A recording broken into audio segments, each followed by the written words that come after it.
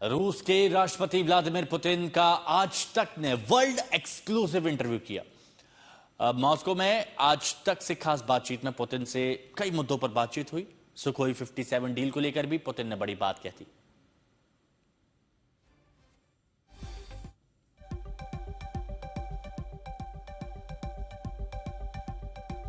ठीक है, अब मैं आपसे भारत को लेकर सवाल पूछना चाहती हूँ। कल आप कुछ एडिटर्स से मिल रहे थे और आपने Su-57 के बारे में बात की थी और सहयोग का प्रस्ताव भी रखा। क्या वह प्रस्ताव अभी भी मान्य है? इसे लेकर क्या जानकारी है और भारत के साथ आपकी क्या बातचीत चल रही है?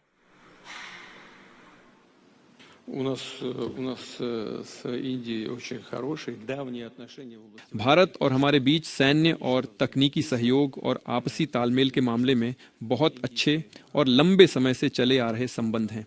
भारत की सशस्त्र सेनाओं का एक बड़ा हिस्सा रूसी उपकरणों और सामग्री से लैस है।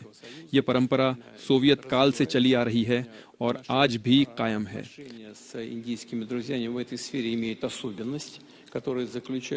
भारतीय मित्रों के साथ हमारे संबंध इस मायने में खास हैं कि ये हमारे आपसी विश्वास पर आधारित हैं। हम सिर्फ व्यापार या खरीद फरोख्त पर ही ध्यान नहीं देते, बल्कि साझा रिसर्च को आगे बढ़ाने पर भी खास ध्यान देते हैं। इसका सबसे बड़ा उदाहरण मध्यम दूरी की मिसाइल ब्रह्मोस है। इस मिसाइल के डिजाइन में भारतीय विशेषज्ञों के साथ साथ रूसी विशेषज्ञों ने भी शुरू से ही भाग लिया और परिणाम शानदार रहे।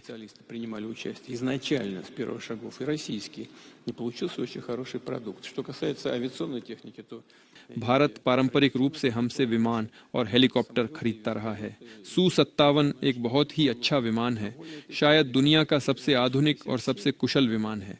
हमने प्रस्ताव दिया है और मैंने कल अपने भारतीय मित्रों से यही कहा था कि हमें मिलकर यह काम करना चाहिए। खैर, योजना सफल नहीं हुई, लेकिन हमने इसे अपने दम पर किया।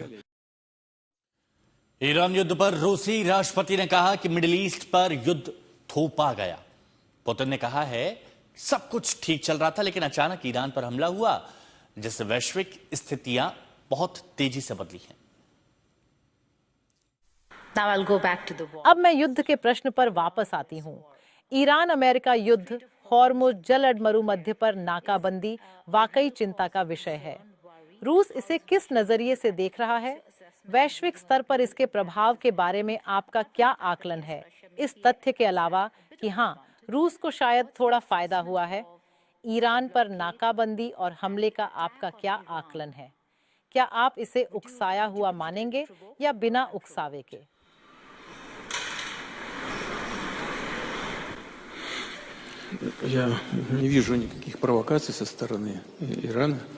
हाँ, मुझे ईरान की ओर से कोई उकसावा नजर नहीं आता।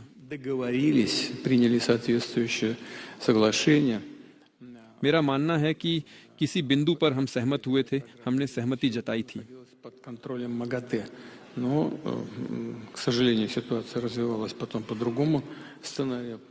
ईरान के परमाणु कार्यक्रम को लेकर IAEA में सब कुछ नियंत्रण में था, लेकिन फिर स्थिति पूरी तरह बदल गई और इसी के चलते ये त्रासदी हुई जो हम आज देख रहे हैं।